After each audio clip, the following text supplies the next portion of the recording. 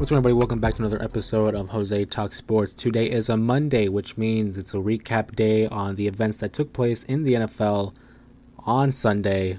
And beginning this episode, obviously, I'm going to address what happened on Sunday Night Football.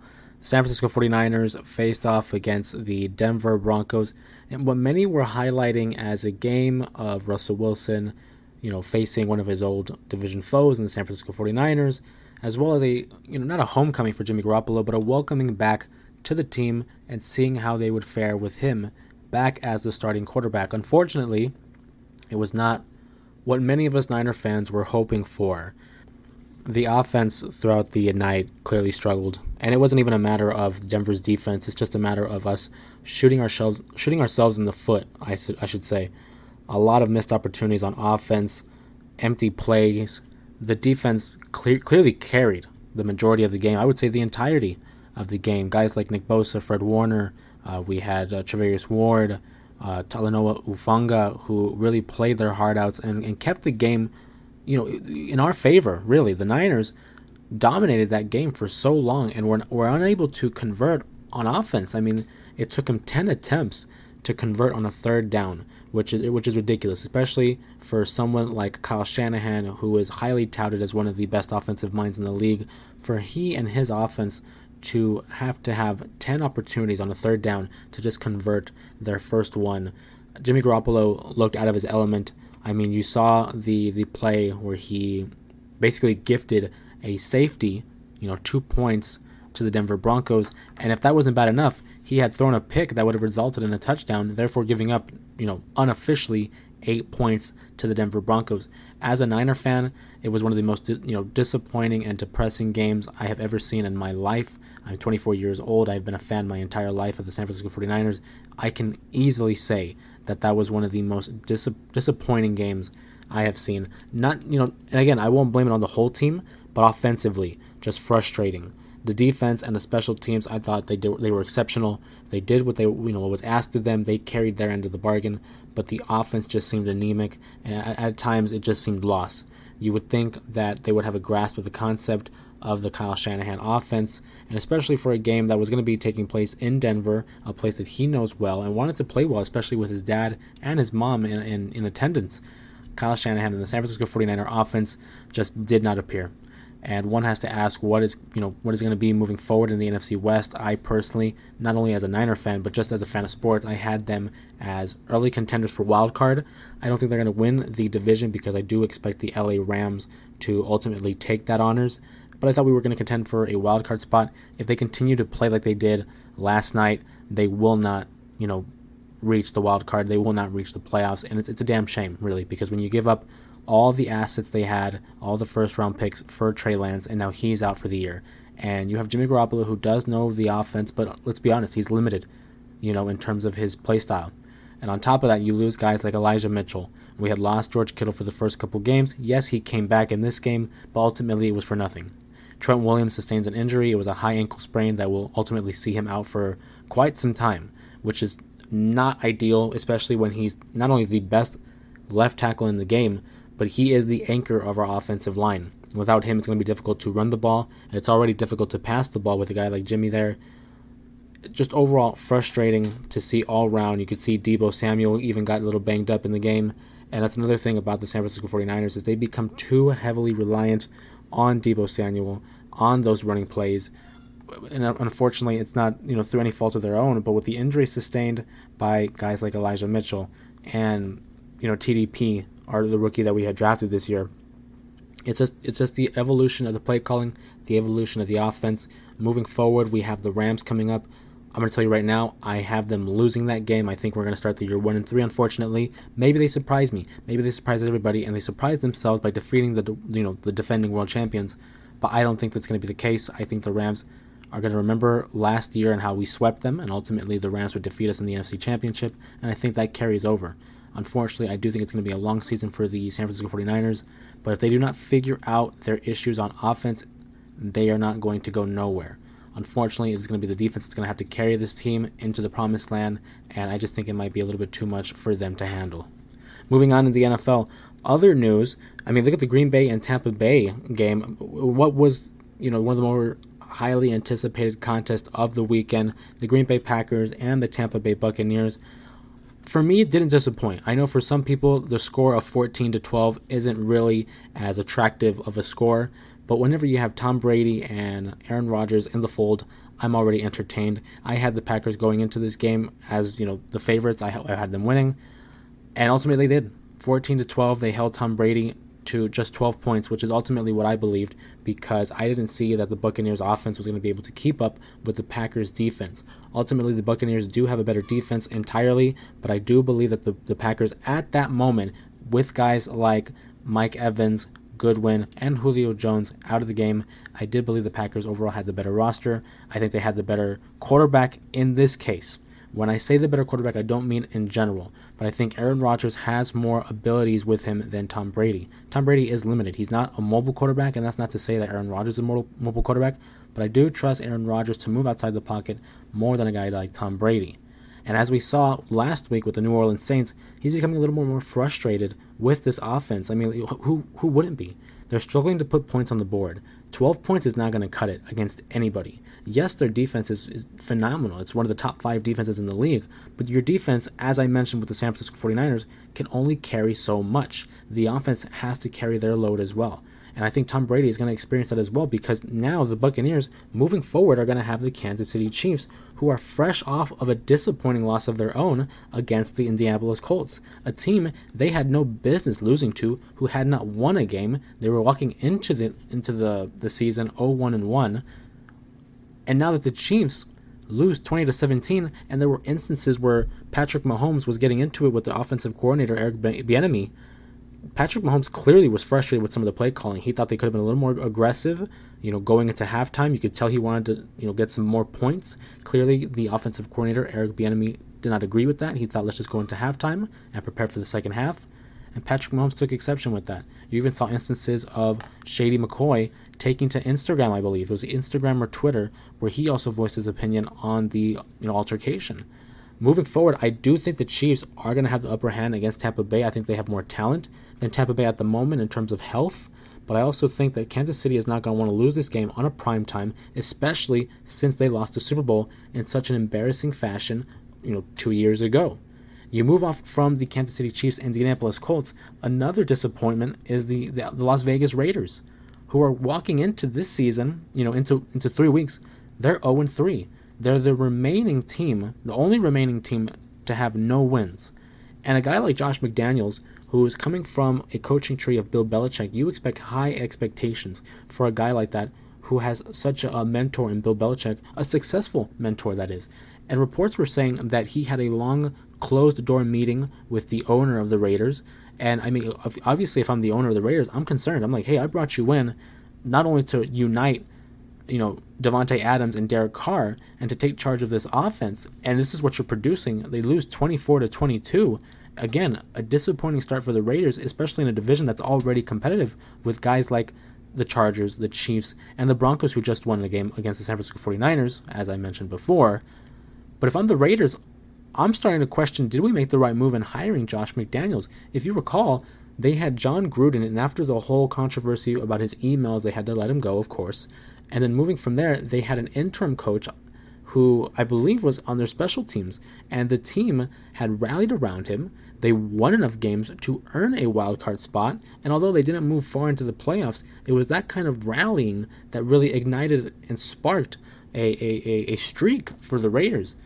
Should they have kept him? And instead moving off to Josh McDaniels, a name with value? I mean, we saw how Josh McDaniels was with the Denver Broncos years ago in his first attempt as a head coach, and then he would move back to the Patriots. I wouldn't be surprised if McDaniels is let go from the Raiders and eventually has to return back to Belichick, which would be a shame for a young coach, of his standards, who wants to make a name for himself and stop relying on a guy like Bill Belichick. But nonetheless, again, the Raiders starting 0-3, and it's not going to get any simple. It's not going to be any easier for them. I mean, you look at their upcoming schedule. They have a team like the Houston Texans, who are very competitive. They are putting up a fight against their oppositions. And then there's the Saints, of course, which they should win. But then the Jacksonville Jaguars, again, another hot topic that I wanted to touch on. the Jacksonville Jaguars are becoming one of the surprise teams in the NFL as they defeated the Los Angeles Chargers in a game that I thought they should have won, the Chargers that is.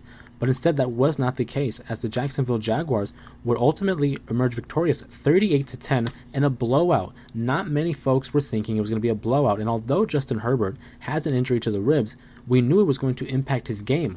But the Jacksonville, defense has really stepped it up. This is a team that has allowed only 10 points by the Chargers, and then last week they blew out the Indianapolis Colts 24-0.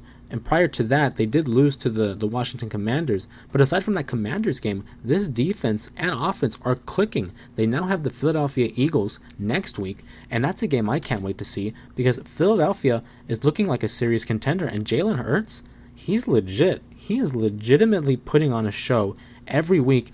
And whether it's a guy like A.J. Brown or Devontae Smith, there's always someone on the roster making enough moves, making enough plays to put these guys over their opponents. The Philadelphia Eagles, I think, are, at this point, the prohibited favorites to win the division. Although the New York Giants are currently 2-0 themselves, the Philadelphia Eagles should win the division. And the way they keep playing, don't be surprised if they make a run in the playoffs, because currently they, along with, of course, the New York Giants, who are 2-0 as I mentioned, and the Miami Dolphins are the only remaining undefeated teams in the NFL. And moving on to the Miami Dolphins, who played against the Buffalo Bills, what an exciting game that was. I mean, going into that game, we knew it was going to be the highlight of the week. I knew it wasn't going to be a high-scoring affair just because of both defenses. Both defenses are among the best in the league and have been for the last couple of years. But ultimately, the Miami Dolphins would win 21-19 in what was a very disappointing loss for Buffalo. I had Buffalo winning this game. I have Josh Allen as my favorite to win MVP. But Josh Allen, with 400 passing yards, 2 touchdowns, he also took 4 sacks. He took a little bit of punishment himself. But ultimately, 2 talking points came out of this game. Number one, what a disappointing finish to an electrifying game for the Buffalo Bills. They're in the final stages of the game, right? They complete a pass, and the receiver is trying to come out of bounds. Unfortunately, he's not able to, and as the clock is running down, there's not enough time to clock the ball and to stop the time.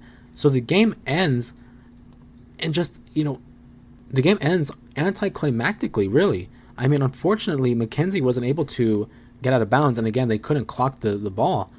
So the Buffalo Bills are now 2-1, having a loss against a division rival of the Miami Dolphins, who are now the number 1 team in the AFC East. Mike McDaniel and what Tua Tagovailoa have been doing with this team is phenomenal. Going into the game, I would speak to family and friends about how I didn't believe in Tua Tagovailoa. I don't like the throwing mechanics, and although he has talents like Jalen Waddle and Tyreek Hill on his team, I didn't believe it. But now watching this through the first 3 games, this might be legit. I mean, the defense, opportunistic as always. They're coming away with turnovers. The offense has been explosive. You have either a big game by Jalen Waddle or a big game by Tyreek Hill. Of course, today the game belonged to Jalen Waddle and not Tyreek Hill.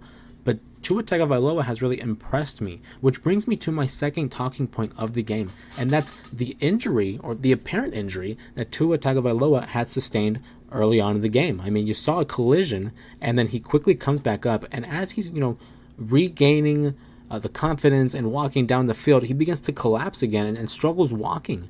And initially, everyone's believing concussion. Clearly, it's something neurological. It's a concussion protocol. They bring him into the tent, I'm sure. They take a look at him, and ultimately he returns to the game. And now there is an investigation being conducted as to whether or not they properly conducted this, concussion protocol, which has become very serious in the last few seasons, or in the last decade, really, with all the CTE talk. And I don't think we should look at it lightly. I think Tua Tagovailoa did sustain a concussion. I'm not a medical professional, but I do believe he might have sustained a concussion based off of the effects of him walking off of that play. Whether he did or not, he played sensational. The Miami Dolphins are looking great, but I do think that's something they got to look at, because once Tua goes down, it might be different for the team. I think Tua Tagovailoa has become a vital part of this team and their success. And you want to talk about vital parts of success, you can look no further than the Baltimore Ravens, who Lamar Jackson has clearly been the engine of this team. I think he's one of the early front runners for the MVP conversation. I'd also put up guys like Tua, guys like Jalen Hurts, guys like Josh Allen. I would have said Justin Herbert, but in the last couple of weeks, I think he's definitely dropping in terms of his MVP stock. But going back to the Baltimore Ravens, Lamar Jackson is on a tear. And since game one, he's wanted to demonstrate that not only is he a mobile quarterback, but he can also be capable of passing the ball. You've seen it in his first game, the second game, and now the third game. He leaves, what was it, 5 total touchdowns. Remarkable. Mark Andrews has a game of his own as he scores 2 passing touchdowns. Lamar Jackson, again, is on a tear. The Baltimore Ravens are on a mission. Lamar Jackson, 18 completions, 218 yards passing, 4 touchdowns, and he even ran it for 107 yards, 1 touchdown of his own. Mac Jones looks like he sustained an injury. We're going to have to wait to see what the severity of his injury is and whether or not they're going to have to move to their backup. And without Mac Jones, what does that say about Bill Belichick and his team? Are they capable of bouncing back from this loss and propelling themselves into the wildcard picture as many people expect them to do? It is Bill Belichick after all, and as a coach, he's learned how to adapt to seasons and really make the adjustments appropriate in order to ensure that the boat is still afloat. But I do not think I don't think the New England Patriots are going to make the playoffs this year. I think the limitations they have on offense in terms of their weapons is going to prevent them from doing so, as well as the lack of stars on their team. They don't have a lot of playmakers that they can go to. I mean, on offense, who do they got? Devontae Parker, who did have a sensational game of his own, 156 yards receiving. But aside from that, who's their next best receiver? Aguilar? Bourne? I just don't see it, to tell you the truth. The AFC East is one of the more intriguing divisions in the game right now. You know, when you talk about guys like the Bills, the Dolphins, the Jets, who are also putting up a fight of their own. Although they did lose to the Cincinnati Bengals, they are putting up a fight. Another team like that is the Detroit Lions, who are definitely a team that I've kept my eyes on ever since watching Hard Knocks this past offseason. I think the Lions, although they might not make the playoffs, in fact, I don't think they will, I do think they're going to be one of those teams that you constantly have to fight. They're going to be playing spoiler all year long. They want to prove themselves as one of the more competitive franchises in the league after being the bottom of the NFL for so long. I think this is finally an opportunity for them to turn it around and begin turning their fortunes into positives. I think that Dan Campbell and company will continue to make those strides. I'm still not sold on a guy like Jared Goff, but I mean, you look at Aiden Hutchinson in that defense. I mean, what a stud so far in this season. And even Amon-Ra St. Brown as well. I picked him up on my fantasy team just because of his productivity and his reliability on that offense. But as we look forward to tonight's Monday night game between the Dallas Cowboys and the New York Giants, one has to ask, who is going to step up in this game? Are we going to see Saquon Barkley and Daniel Jones step up, or can Cooper Rush continue his momentum off of last week's victory and to help keep Dallas afloat as they wait for Dak Prescott to recuperate from his injury? Whenever there's a divisional game, regardless of who's involved, it's always interesting because there's different aspects and wrinkles of the story that come into play. Of course, this is a divisional matchup, and it also determines if the New York Giants can continue their wave of momentum. Can they become the third team in the NFL to go 3-0? I don't think it's going to be sustainable. I think it's just a honeymoon phase for them. I do think that the Eagles are clearly the cream of the crop of this division, and I expect them to win the division all as well. But the New York Giants are becoming an interesting story because many people were already giving up on Daniel Jones and Saquon Barkley. But the two of them, as so far, has proven otherwise. And they've become fun to watch, essentially. I look forward to the game. I think as of right now of this recording, I'm going to go ahead and select the Giants as the favorite. I don't think Cooper Rush and the offense are going to be able to sustain the momentum they had last week. I do anticipate that Saquon Barkley has a great game. I'm going to go ahead and pick the New York Giants to defeat the Dallas Cowboys by a score of 27-21. I don't think it's going to be a complete blowout. I think it's going to be relatively close throughout the game, but ultimately the Giants will pull away. And that has been my quick recap for Sunday's action, as well as moving forward to seeing the Monday Night Football's matchup. And this has been another episode of Jose Talks Sports.